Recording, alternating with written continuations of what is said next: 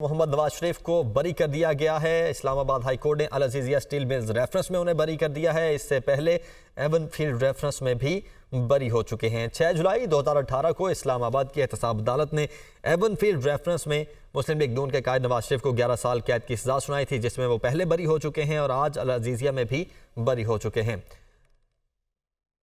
اسی پر بات کرنے کے لیے ہمارے ساتھ جہانگیر جدون ماہر قانون موجود ہیں۔ جہانگیر جدون صاحب، بہت شکریہ آپ نے ہمیں جوائن کیا۔ آج یہ جو فیصلہ آیا ہے ایون فیلڈ ریفرنس میں، اس سے پہلے بری ہو چکے ہیں، آج العزیزیہ میں بھی بری ہو چکے ہیں، کیسے دیکھتے ہیں آپ اس فیصلے کو؟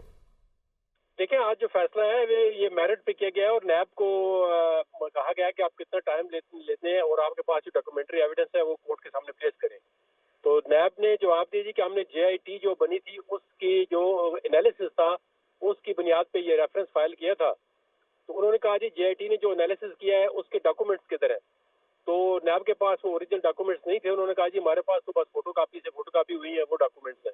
تو انہوں نے کہا جی آپ کو پتہ ہے کہ پروسیکیوشن کو کیس ثابت کرنے کے لیے ڈاکومنٹ اوریجنل ایگزیبٹ کرنے پڑتے ہیں یا اوریجنل ڈاکومنٹس کورٹ کو دکھا کے فوٹو کاپی ایگزیبٹ کرنے پڑتے ہیں، آپ کے پاس ثبوت کوئی نہیں ہے۔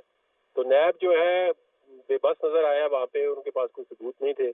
تو اس لیے پھر آج بھی انہوں نے فیصلہ کیا ہے کہ یہ جو اپیل ہے ان کی ایکسیپٹ کرتے ہیں اور آج ان کی کنوکشن جو ہے وہ العزیزیہ میں جو 7 سال سزا تھی جو جج صاحب تھے ملک صاحب نے دی تھی وہ فوت ہو گئے ہیں، ان کی وہ بھی ججمنٹ آج سیٹسفائڈ کر دی۔ ٹھیک، اچھا جہانگیر صاحب، آپ کی نظر میں ہم نے دیکھا پچھلی سماعت میں بھی نیب کی جانب سے واپس احتساب عدالت کو یہ ریفرنس بھجوانے کی استدعا کی گئی جو مسترد ہوئی، آج پھر سے کی گئی۔ آپ کی نظر میں یہ استدعا کیوں بار بار کی گئی جسے عدالت نے مسترد کیا؟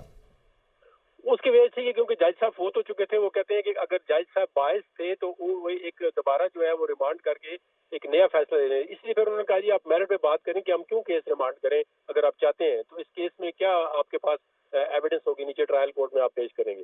تو اس میں پھر نیب جو ہے مکمل طور پہ ناکام ہو گیا۔ اس میں کوئی خاص اس نے ڈاکومنٹ نہیں بتائے کہ جن کی بنیاد پہ وہ کیس جو ہے آگے ریمانڈ کر کے وہاں پہ پرسو کر سکے۔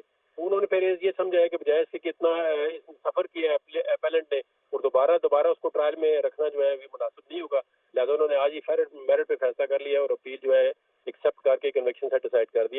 اور یہ اپیلٹ کورٹ کے پاس پاور ہوتی ہیں کہ وہ ادھر ریمانڈ کر دے کیس یا خود ہی ایویڈنس دے کے فیصلہ کر دے، تو انہوں نے خود ہی ایویڈنس دے کے فیصلہ کر لیا۔ ٹھیک، اچھا جہانگیر صاحب، اب یہ نارم بیسیکلی آپ کی نظر میں ہے کیا وہی نیب کا ادارہ ہے، وہی نیب ہے جس نے ایک ریفرنس بنایا اور کچھ سال پہلے تک پبلک کو بھی، عوام کو، سب کو بتایا گیا کہ ایک شخص نے یہ کچھ کیا ہے، لیکن آج پھر عدالت کی جانب سے اسی شخص کو بری بھی کر دیا جاتا ہے اور وہی نیب ہے جس کے پاس کچھ کہنے کو ہے نہیں؟ یہ نارم کیا ہے اور کب تک یہ چلتا رہے گا؟ یہ دیکھیں بہت بدقسمتی ہے اس ملک کی، اس عوام کی جو سفر کر چکی ہے اور وہ لوگ جو یہ ریفرنس بناتے رہے ہیں اور آئندہ مستقبل میں بھی ہو سکتے ہیں وہ اس کام سے نہ رکیں، وہ پھر بنائیں۔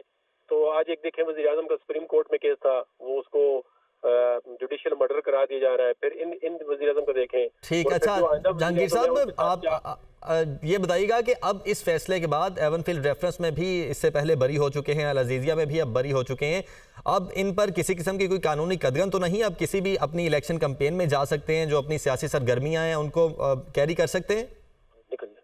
بالکل ایبسولوٹلی رائٹ کہ ابھی ان پر کوئی جو ہے وہ پابندی جو ہے وہ نہیں رہی ہے، وہ اپنی سرگرمیاں جاری رکھ سکتے ہیں، کیونکہ یہ آخری جو تھا اپنا یہ والا کیس جو تھا یہ پینڈنگ تھا۔